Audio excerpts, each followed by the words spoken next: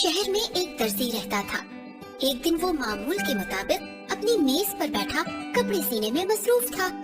काम के दौरान वो बाहर आते जाते लोगों पर भी खिड़की से नजर डाल लेता था। इसी दौरान बाहर से एक औरत सर पर टोकरी उठाए आवाज लगाती हुई गुजरी। मजेदार मुरब्बे ले लो, मजेदार मजेदार मुरब्बे ले लो। ये औरत हर रोज यहाँ से गुजरती थी, लेकिन दर्जी ने उससे कभी मुरब्बा नहीं खरीदा था। आज दर्जी का दिल चाहा कि चख कर देखे कि मुरब्बा कितना मजेदार है। दर्जी ने दरवाजा खोला और औरत को आवाज देकर रोक लिया। औरत दरवाजे के करीब ही बैठ गई। उसने टोकरी उतारकर जमीन पर रख दी और दर्जी को अपने बनाए हुए मुरब्बे दिखाने लगी। वो एक एक करके दर्जी को हर मुरब्बे की खूबियाँ बता रही थी। दर्जी ने मुरब्बे के सब मर्तबान खुलवा लिए और फिर एक मुरब्बे की रंगत और खुशबू पसंद आ गई और औरत से कहा कि इसमें से थोड़ा सा निकाल दे। औरत को ज्यादा की उम्मीद थी, मगर दर्जी ने थोड़ा ही खरीदा।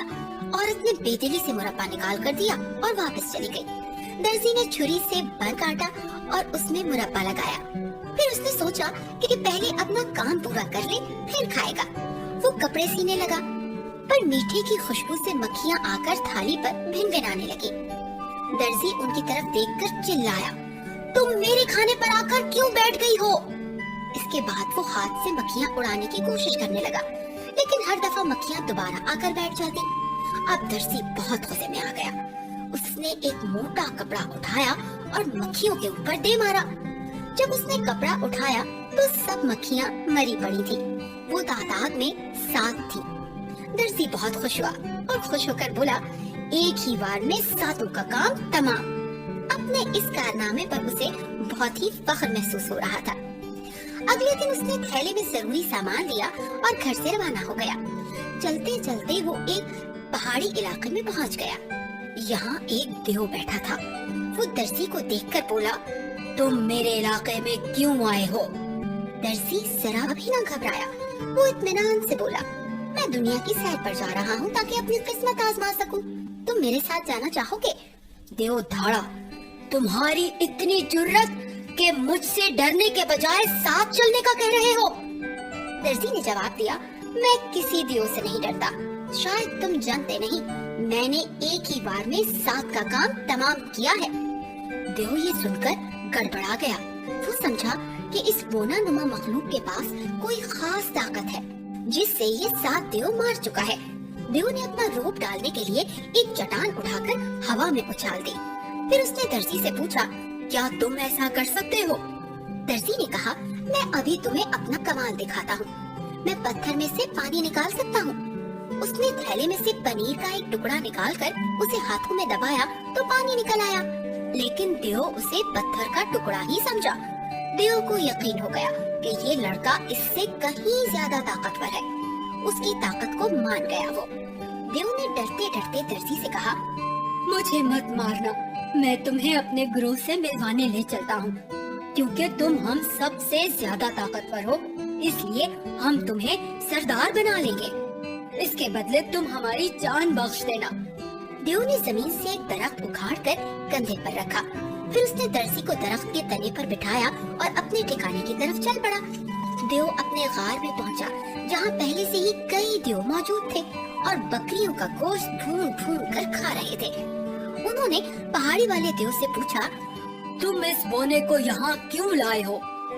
देव ने उन्हें पहाड़ी पर पेश आने वाला सारा वाकया सुनाया। अपने साथी की बात सुनकर बाकी देव भी लड़के से बहुत मुतासिर हुए। उन्होंने एहतराम से झुककर उसे सलाम किया और उसे अपने साथ खाने की दावत में शामिल कर लिया। उन्होंने लड़के को अपना सरदार बना लिया और उसकी गुलामी करने लगे। दर्जी कुछ दिन तक गार में ही रुक गया। हर देव ने उसकी खूब खातिर मदारात की। एक दिन वो उन्हें अलविदा कहकर दोबारा अपने सफर पर निकल पड़ा। काफी दूर चलने के बाद उसे एक खूबसूरत महल नजर आया जो एक नेक दिल बादशाह का था। बादशाह ने उसे अपनी फौज में भर्ती कर लिया। एक दिन दर्जी ने अपने साथी फौजियों को देव वाला किस्सा सुनाया तो उन्होंने बादशाह को सारी बात बता दी। बादशाह ने दर्जी को दरबार में तलब करके पूछा, क्या देव वाला वाकया सच है? दर्जी ने कहा, जी हाँ, मैं किसी देव से नहीं डरता। बादशाह ने उसे हुक्म दिया, यहाँ से कुछ फासले पर एक जंगल है जहाँ 2 देव रहते हैं। वो मेरी रियाया को परेशान करते रहते हैं।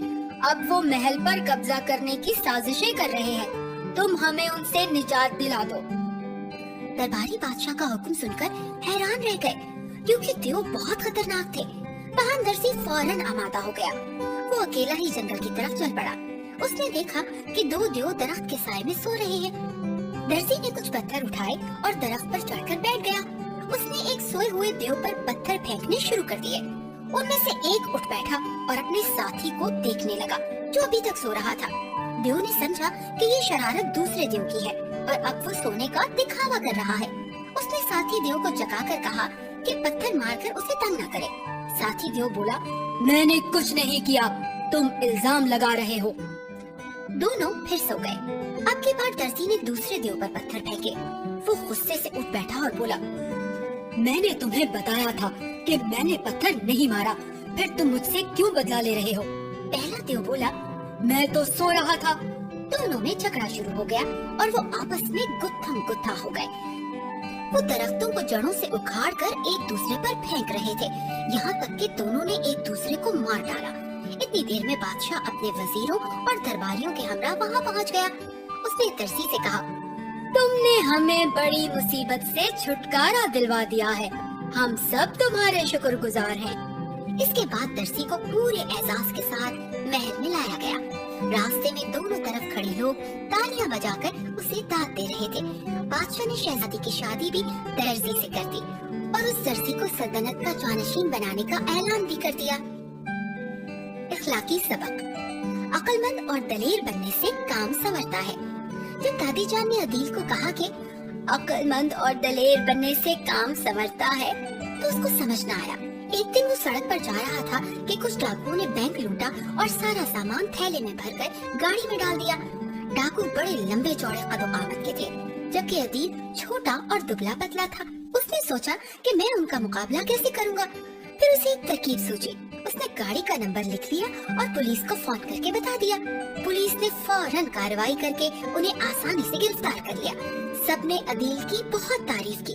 इस मौके पर दादी जान ने कहा कि जो कुछ मैंने उस दिन कहा था, उसका मतलब यही था जो तुमने आज किया है। शाबाश।